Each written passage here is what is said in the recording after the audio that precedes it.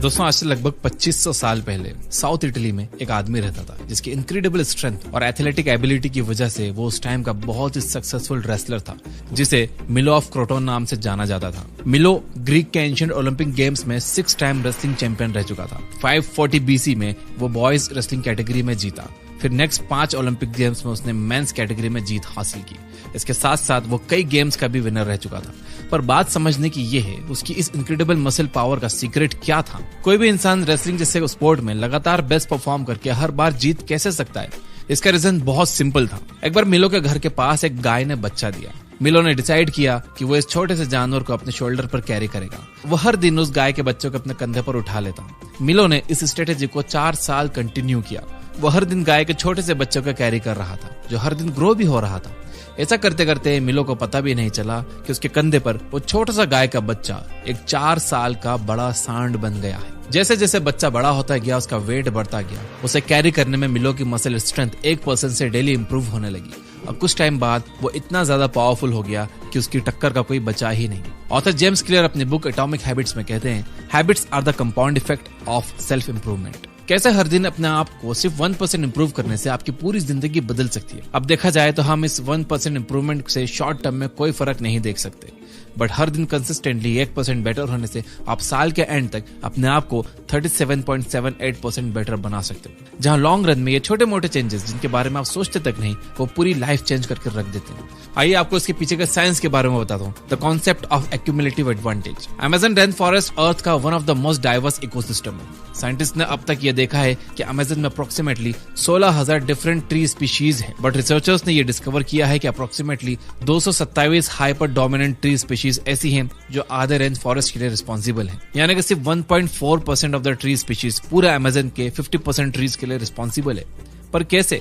Imagine करिए 2 plants side by side grow हो रहे हैं, तो हर दिन ये दोनों सनलाइट और मिट्टी के लिए कॉम्पीट करेंगे। लेकिन अगर एक प्लांट हल्का ज्यादा ग्रो हो गया तो वो ज्यादा लंबा हो जाएगा, जिससे वो दूसरे प्लांट से ज्यादा सनलाइट अब्सॉर्ब करेगा, वो ज्यादा एरिया कवर करेगा, उसे ज्यादा रेन वाटर मिलेगा, जिससे कि इन एक्स्ट्रा रिसोर्सेज की हेल्प से वो ट्री नेक्स्ट डे थोड़ा और ज्यादा ग्रो हो जाएगा।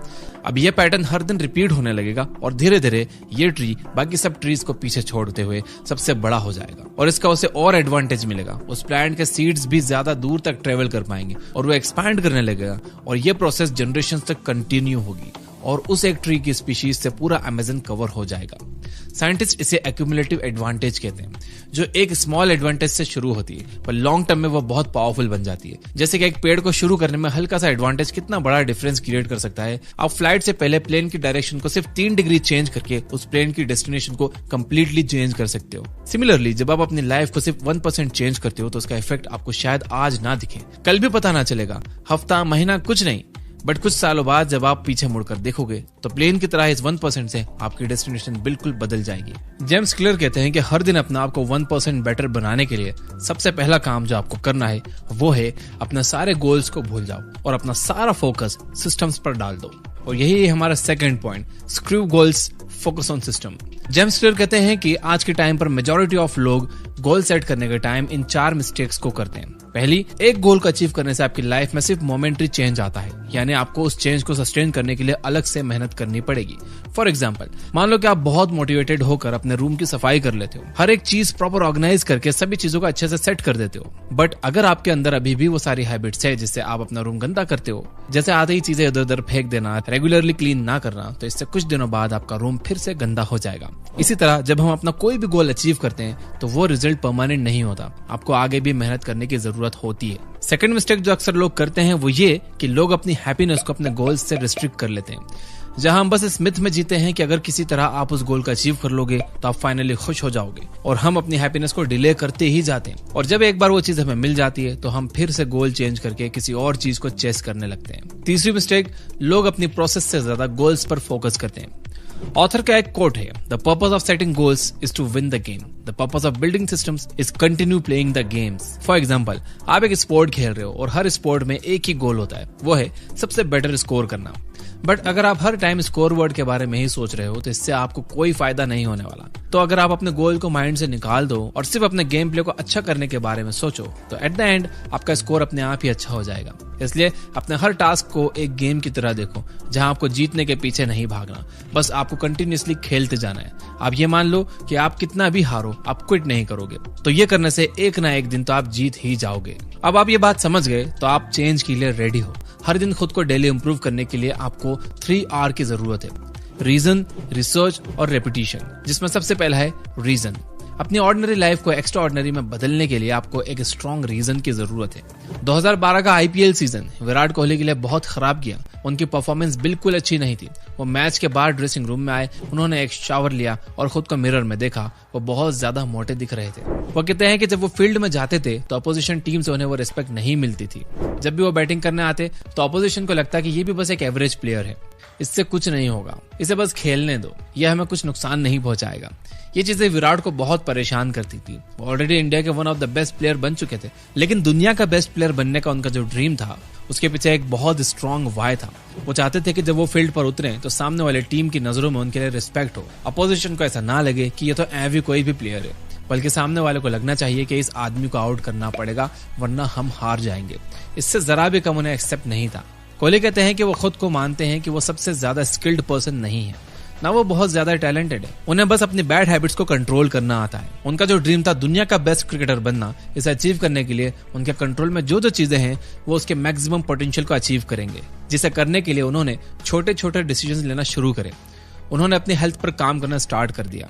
जहां वो दिन में 2 घंटे जिम करते थे, प्रॉपर हेल्दी डाइट फॉलो करते थे, वो एक भी चीट डे नहीं लेते हैं। उन्होंने अपनी बॉडी की हर छोटी छोटी चीज को बेटर करना स्टार्ट किया, जो वो बताते हैं कि सबसे ज्यादा मुश्किल होता है, जिसके रिजल्ट्स उन्हें फील्ड में भी दिखने लगे। वो ज्यादा लाइटर फील करने लगे, उनके रिफ्लेक्सेस ज्यादा क्विक हो गए, उनका फोकस बढ़ने लगा। ये चीज उन्हें इतनी ज्यादा अच्छी लगने लगी कि एक फिट लाइफस्टाइल उनका एडिक्शन बन गया, जिसने उन्हें फाइनली वो विराट कोहली बनाया जिसे आज हम जानते हैं। अगर विराट कोहली के पास अपनी बैड हैबिट्स को छोड़ने के पीछे कोई रीजन ही नहीं होता तो वो कभी कोई एक्शन ही नहीं लेते। आप अपने जो भी बैड हैबिट से स्ट्रगल कर रहे हो, जिसे आप छोड़ना चाहते हो या नई हैबिट बनाना चाहते हो, तो सबसे पहले अपने आप को एक बहुत ही स्ट्रॉन्ग रीजन दो। और वो रीजन जितना ज्यादा पर्सनल होगा, उस आदत को बनाना या छोड़ना उतना ही ज्यादा आसान होगा। फॉर एग्जाम्पल, मान लो कि आपको हर रात सोने से पहले 1-2 घंटे फोन चलाने की बहुत गंदी आदत है, जहां आप कुछ भी प्रोडक्टिव नहीं करते, बस लेटे लेटे स्क्रॉल करते रहते हो या अपने दोस्तों के साथ मीम्स शेयर करते रहते हो। अब आपके मम्मी पापा चाहे आपको कितना भी बोलें कि रात को फोन मत चलाया कर, आंखें खराब हो जाती है या ज्यादा फोन चलाना बुरी बात है, तो ये सब सोच के आप कभी अपने इस बिहेवियर को चेंज करने की कोशिश नहीं करोगे। लेकिन जब आपको पता चले कि देर रात तक फोन चलाने से आपके स्लीप डिसफंक्शन हो रही है, जिस वजह से आपके एनर्जी लेवल्स कम हो रहे हैं, आप मेंटली और फिजिकली वीक हो रहे हो, आपके ग्रेड्स कम हो रहे हैं या आपके काम में आपकी परफॉर्मेंस लो हो रही है, आपका फोकस लेवल गिरता ही जा रहा है और इसका इफेक्ट आपकी क्वालिटी ऑफ लाइफ पर बहुत ज्यादा पड़ रहा है। सिर्फ इतना ही नहीं, कम सोने से आपको दिल की बीमारी और डायबिटीज का खतरा बढ़ते जा रहा है। कम सोने से आपकी जिंदगी भी कम होते जा रही है, जो आप बिल्कुल नहीं चाहते। इसलिए आपको अपने फोन का एडिक्शन को खत्म करना ही होगा। अपने आपको कुछ ऐसा रीजन देने से आप सिर्फ मोटिवेटेड फील नहीं करोगे, बल्कि आपके अंदर अपनी लाइफ का कंट्रोल वापस लेने का एक बर्निंग डिजायर पैदा हो जाएगा, जो उस हैबिट को जड़ से खत्म करने का सोर्स बनेगा। नाउ ये सब आप कैसे सोचेंगे, आपको अपना रीजन कैसे मिलेगा, इसके लिए है सेकंड पॉइंट, रिसर्च। 1980s के दौरान कुछ रिसर्चर्स लोगों के बिहेवियर को चेंज करने की कोशिश कर रहे थे।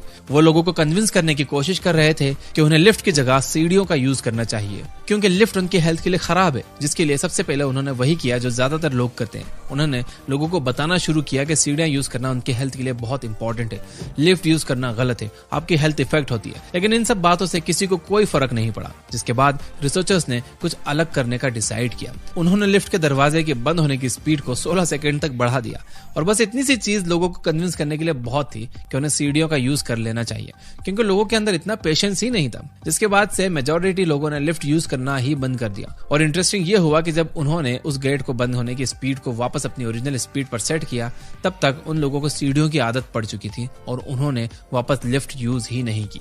आपने कभी खुद भी ये नोटिस किया होगा कि जब आप किसी एक चीज से रिलेटेड बहुत ज्यादा कंटेंट कंज्यूम करने लगते हो, उसके बारे में बात करने लगते हो, तो ऑटोमेटिकली आप उस चीज से रिलेटेड एक्शंस भी लेने लगते हो। फॉर एग्जांपल, आप अपने पॉर्न और मास्टरबेशन की हैबिट को क्विट करना चाहते हो, जो आपके रिलेशनशिप को अफेक्ट कर रहा है, आपके सेल्फ एस्टीम को लो कर रहा है और आप खुद से ही नफरत करने लगे हो। आपके पास इसे खत्म करने का रीजन भी है। अब इसे मेक श्योर करने के लिए आप कभी फेल ना हो, आपको इस हैबिट के बारे में जितनी ज्यादा हो सके उतनी रिसर्च करनी है। यह आदत आपके लिए कितनी ज्यादा खतरनाक है, इससे फ्यूचर में आपके साथ क्या क्या हो सकता है, और उससे भी इंपॉर्टेंट कि यह आदत कैसे अभी प्रेजेंट में आपको नेगेटिवली इफेक्ट कर रही है। इससे रिलेटेड वीडियोस देखो, पॉडकास्ट सुनो, नोफैप के बेनिफिट्स के बारे में जानो। इससे होगा है कि अब तक आपके ब्रेन को इस आदत से मिलने वाले मजे का आइडिया था। जब आप इसे बार बार इस इंफॉर्मेशन से फीड करोगे कि ये करना आपके लिए बहुत बुरा है, तो आपका ब्रेन इस बात को एक्सेप्ट करने लगेगा। इस तरह अगर आप जिम जाने की हैबिट डेवलप करना चाहते हो तो रेगुलरली हेल्थ और फिटनेस का कंटेंट कंज्यूम करो, बुक्स पढ़ो, वीडियोस देखो, बॉडी कैसे बनाई जाती है, एक्सरसाइज कौन कौन सी होती है, उन्हें करने का सही तरीका क्या है, डाइट कैसी होनी चाहिए। जब आप अपने ब्रेन को ऐसा कंटेंट फीड करने लगोगे तो आपका ब्रेन अपने आप जिम जाने के लिए क्रेव करने लगेगा। अब आता है रिपीटिशन। 19th सेंचुरी के एक्सप्लोरर हेनरी स्टैनली, जिन्होंने कॉन्गो रिवर को एक्सप्लोर किया था, उन्होंने अपनी जर्नी 224 लोगों के साथ शुरू की थी, जिसके एंड में सिर्फ 114 लोग ही जिंदा बचे थे, और 999 दिनों के बाद उन्होंने सक्सेसफुली कॉन्गो रिवर का नक्शा रेडी कर लिया था। स्टैनली को उस टाइम का सबसे ज्यादा सेल्फ डिसिप्लिन पर्सन माना जाता था, क्योंकि उन्होंने इतने मुश्किल टास्क को बिना क्विट करे कंप्लीट किया, जो ज्यादातर लोग कभी नहीं कर पाते। पर स्टैनली की एक इंटरेस्टिंग डेली हैबिट थी, वह हर रोज सुबह उठकर आगे की जर्नी कंटिन्यू करने से पहले शेव करते थे। अब ये सुनने में बहुत वियर्ड लगता है, बीच जंगल में जहां लोग मर रहे थे, खाने पीने की कमी थी और स्टैनली हर दिन शेव कर रहे थे। पर यही एक हैबिट ही उनकी सक्सेस का मेन रीजन थी। उन्होंने अपनी क्लीन शेव्ड स्किन को अपने काम से एसोसिएट कर दिया था, जो उन्हें कॉन्फिडेंट फील करवाता था, जो ये रियलाइज करवाता था कि वो अपने दिन के लिए रेडी है और वो सारी मुश्किलों के लिए रेडी रहते थे। जैसे हमारी सभी बैड हैबिट्स के कुछ क्यूज होते हैं, जैसे किसी स्मोकर के लिए सिगरेट की स्मेल उन्हें स्मोक करने के लिए मोटिवेट करती है, वैसे ही हम सबकी लाइफ में कुछ ऐसे टास्क होते हैं जिसे करने से हम मोटिवेटेड फील करते हैं। जैसे जब आप न्यू हेयर कट कराते हो और वापस आकर रेडी होते हो तो आपको कितना अच्छा और कॉन्फिडेंट फील होता है। इसी तरह कुछ लोगों के लिए वो चीज सुबह टाइम पर उठना होता है, अपना फेवरेट ब्रेकफास्ट करना, एक यूनिफॉर्म पहनना, या सिंपली कुछ लोगों के लिए सिर्फ सुबह कोल्ड शावर लेना होता है। ये चीजें उन्हें डिसिप्लिन रहने के लिए इनकरेज करती हैं। जैसे मेरे लिए डेली सुबह 30 मिनट बुक पढ़ना है, जिसे किए बिना मेरा दिन खाली खाली रहता है। ऐसे ही आपको भी अपने क्यू को ढूंढना है। ऐसा क्या है जिसे आप रोज करो तो आपका कॉन्फिडेंस बढ़े, जिससे कि आप कंसिस्टेंटली सेल्फ डिसिप्लिन को फॉलो कर पाओ। इस वीडियो की बातों को अफर्म करने के लिए कमेंट में यस आई विल लिखिए। याद रखने के अफर्मेशन में बहुत ताकत होती है। यहाँ तक वीडियो देख रहे हो तो लाइक जरूर करना, और ये बुक ऐप डाउनलोड करो, जहां पर आप रोज फ्री बुक समरी सुन सकते हो हिंदी में बिना किसी एड्स के। Finally, you guys are amazing. Keep reading, keep learning, keep growing. Thank you for watching.